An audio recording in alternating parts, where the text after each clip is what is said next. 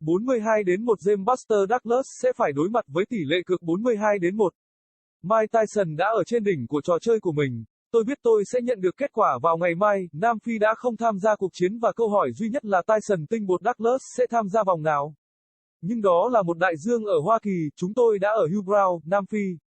Hillbrow, thành phố trên bầu trời, câu trả lời của Johannesburg cho làng Greenwich của NCY. Đó là Chủ nhật ngày 11 tháng 2 năm 1990 và một cơn địa chấn thậm chí sẽ xảy ra khoảng 1 giờ nữa kể từ bây giờ, một thứ sẽ thay đổi quỹ đạo của Nam Phi mãi mãi. Đến đây, con gái, tôi nói với con gái mình. Tane bước ra từ căn phòng bên cạnh, 3 tuổi, tóc vàng hoe như nắng chiều, với nụ cười tinh nghịch và giống mẹ. Cô mặc chiếc váy hồng yêu thích và đôi giày phù hợp. Chỉ có hai chúng tôi, mẹ ở nhà bà ngoại. Tôi đã mặc quần jean, áo phông và giày thể thao, mùa hè đang hạ gió nhưng vẫn chưa đủ mát mẻ để mặc thêm lớp áo. Tôi nắm chặt bàn tay mềm mại của cô ấy một cách dứt khoát nhưng nhẹ nhàng và ra khỏi căn hộ chúng tôi đã đi, tôi khóa cửa lại sau lưng chúng tôi. Đánh vào đường phố, tôi có thể cảm nhận được nó rồi, có thể sờ thấy điện trong không khí. Bầu trời trong xanh, điểm xuyết những đám mây đang rút và có một làn gió tiềm ẩn, dường như là sự bình lặng trước cơn bão lịch sử quan trọng sắp ập đến. Chúng tôi đi xuống dâu ST, về phía trung tâm Hillbrow và sảnh khách sạn của bạn tôi, nơi chúng tôi có thể xem sự kiện từ Cape Town trên TV của họ. Chúng tôi ở trong Great Electronic Store in the Sky đó. Tôi muốn đến đó sớm, đường phố đã trở nên đông đúc. Lần đầu tiên trong đời tôi trông tròn trịa và đen trắng đều nhau.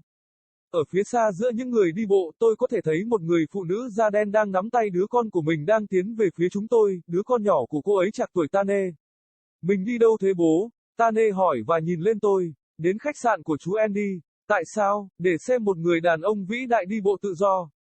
Tại sao anh ấy đi bộ tự do? Có ai đó đang giữ anh ấy? Vâng, bé gái, họ đang giữ anh ấy. Người phụ nữ da đen đang nói chuyện với con mình một cách ngắt quãng khi họ đến gần chúng tôi hơn và tôi có thể thấy đứa trẻ là một cô gái và đang chỉ tay về phía Tane.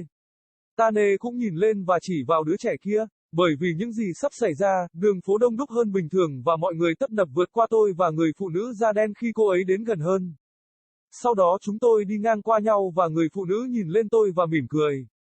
Tôi mỉm cười đáp lại cô ấy. Bọn trẻ đã ngăn cản cả hai chúng tôi. Họ đứng ngang hàng và nhìn nhau, gần như thể họ là những đứa trẻ duy nhất trên hành tinh và thế giới xung quanh họ không phải là một phần thực tại của họ. Tôi nhận thức được âm thanh của những chiếc xe chạy qua, trên đầu có một chiếc máy bay bay qua. Nhưng vào lúc này, ở nơi này, hai đứa trẻ này là những sinh vật quan trọng nhất trong tất cả tạo vật chưa sinh ra đã biết ghét và điều đó vẫn chưa được dạy cho họ. Tôi nhìn lên và một đám đông đang tụ tập để xem. Gần như đồng thời Tane đưa tay ra và chạm vào mặt đứa trẻ da đen khi đứa trẻ đáp lại. Một người đàn ông trong đám đông nói, tôi ước gì giới truyền thông quốc tế có thể nhìn thấy điều này. Người phụ nữ da đen nhìn anh ta và mỉm cười khi tôi gật đầu. Sau đó cô nhẹ nhàng kéo tay con mình và tiếp tục con đường của mình. Tôi nhìn họ đi khi đứa trẻ nhìn lại chúng tôi và mỉm cười. Đi nào em gái, tôi nói với Tane khi chúng tôi đi về phía ngã tư gần ngọn đồi. Tôi có thể thấy các đường phố đang đông nhanh chóng với dự đoán và phía trước tại ngã tư tôi có thể thấy rằng xe cộ đã dừng lại. Có một đám đông đang tụ tập và trên đường có hai xe cảnh sát dừng lại, cảnh sát đứng bên cạnh. Bất cứ điều gì đang xảy ra, cảnh sát đều bất lực để làm bất cứ điều gì. Sau đó, mặt đất bắt đầu rung chuyển, đầu tiên là một tiếng ầm ầm thấp nhưng xây dựng lên một đỉnh nhịp nhàng như thể một người khổng lồ đang đi bộ trên trái đất gần đó. Bất cứ điều gì sắp xảy ra đang đến trên đồi. Bây giờ có một đám đông dày đặc ở đó và cảnh sát vẫn đang xem xét như những khán giả. Khi tiếng ầm ầm lớn dần, Tane ngước nhìn tôi với một dấu chấm hỏi trên khuôn mặt.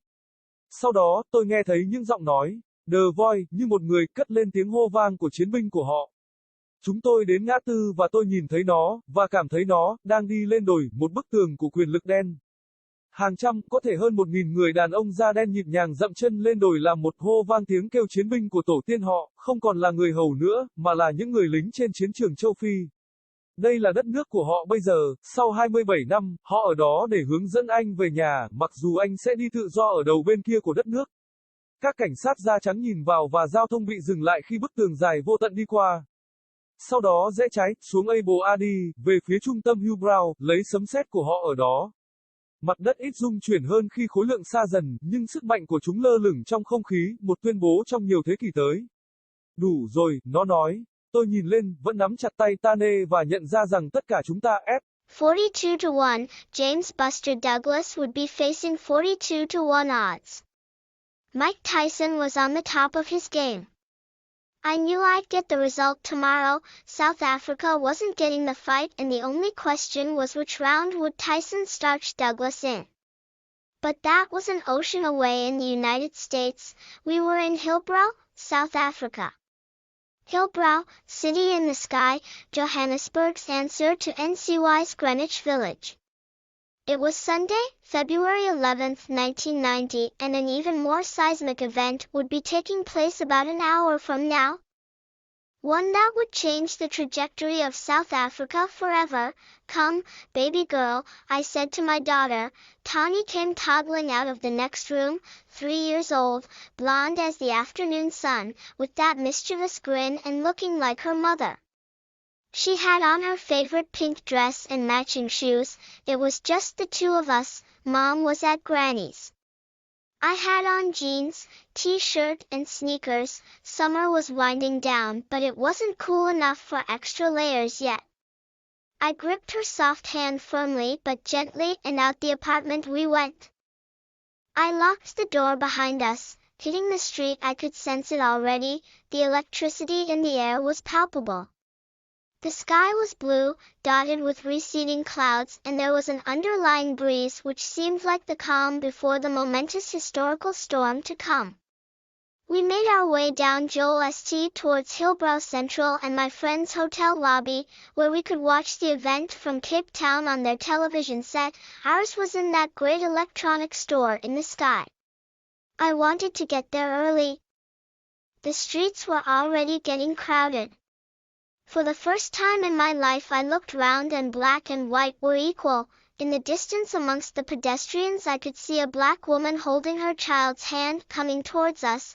Her little one was about the same age as Tani. "Where are we going, Daddy?" Tani asked, and looked up at me. "To Uncle Andy's hotel." "Why?" "To watch a great man walk free." "Why's he walking free?"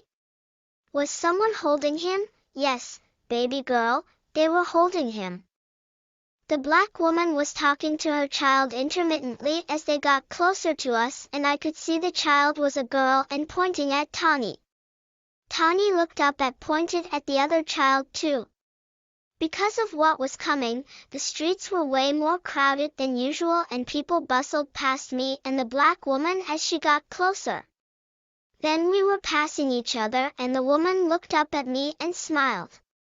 I smiled back at her. The children stopped both of us.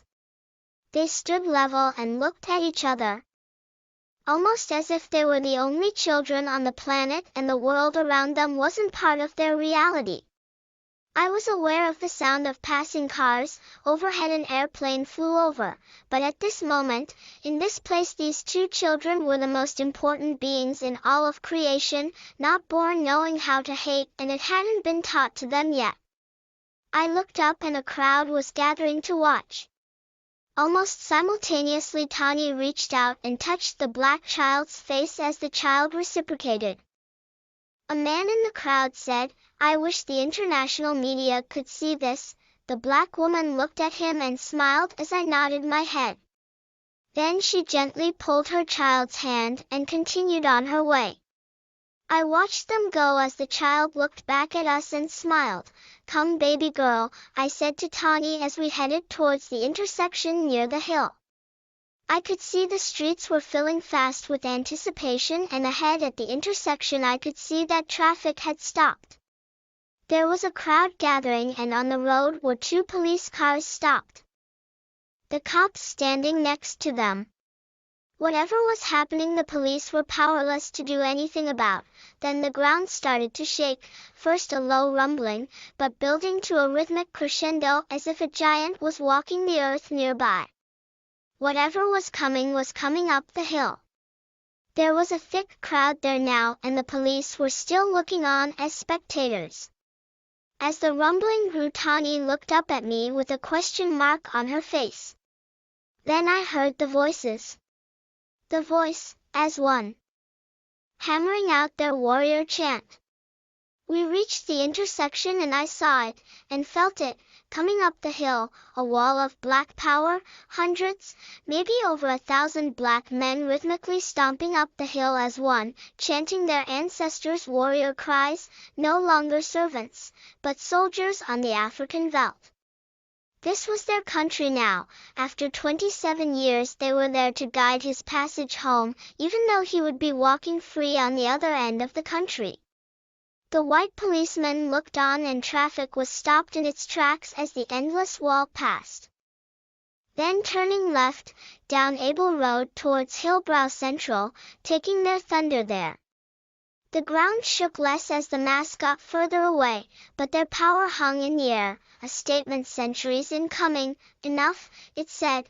I looked up, still gripping Tawny's hand, and realized that all of us, F.